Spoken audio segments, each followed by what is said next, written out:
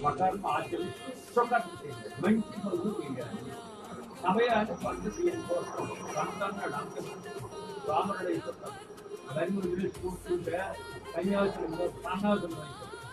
స్వకర్మను ఆచరిస్తూ స్వకర్మ మంచి పనులు చేయాలి. అకర్మ చేయరాని పనులు చేయకుండా ఉండగలరు.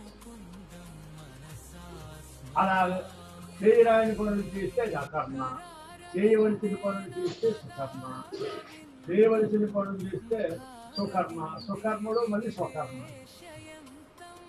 మన గీతాచార్యుడు చెప్పాడు కదా, స్వధర్మం నిజంగా పరధర్మం భయాలు. పరధర్మం అని ఆచరణ, మీ ఆత్మధర్మాన్ని నువ్వు ఆచరించాలంటే రెండు వదిలి చేసుకోవాలంటే కుదరదు. స్వకర్మను ఆచరిస్తూ స్వకర్మ ఆచరించాలి. ఇప్పుడు మనం అందరం ఇప్పుడు వేరు చేయలేము. స్వకర్మ గవర్నమెంట్ పని కదా, పని లేకుండా వచ్చాము. డబ్బు ఖర్చు పెట్టుకొని సమయాన్ని కేటాయించాము.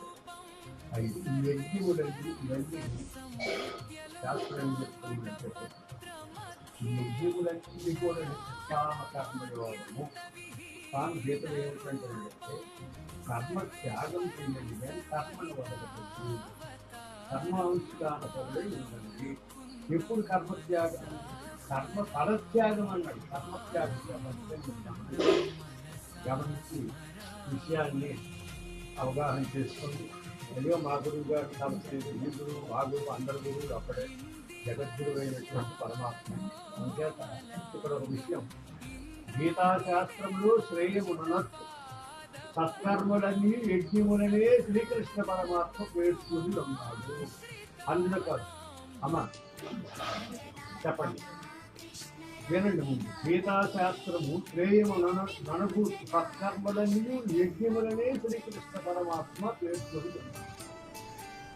సత్యము మాట్లాడుట, ఎవ్వరికి హింస తలపెట్టకుండా ఉండుట, ఇంద్రియములను నిగ్రహించుట, సద్గ్రంథములను పఠించుట, దానము చేయుట, నామ సంకీర్తనను మనర్చుట, పరోపకారము కల్పుట, జపజ్ఞానాది ఆధ్యాత్మిక సాధనను అనుష్ఠించుట, ద్రోహచంతనమును హృదయము నుండి పారదోలుట, ధైర్యము కలిగి ఉండుట, శీతోష్ణ సుఖదుఖములందు జయించుట, అహంకార మమకారములు పరిధ్వనించుట, దీనానాదులను సేవించుట, మున్నకు ధైర్య గుణములన్నీ యజ్ఞములే. కానీ జనన మరణ సంసార భయము నుండి విముక్తి పొందించి స్వస్వరూప జ్ఞానానుసంధానమును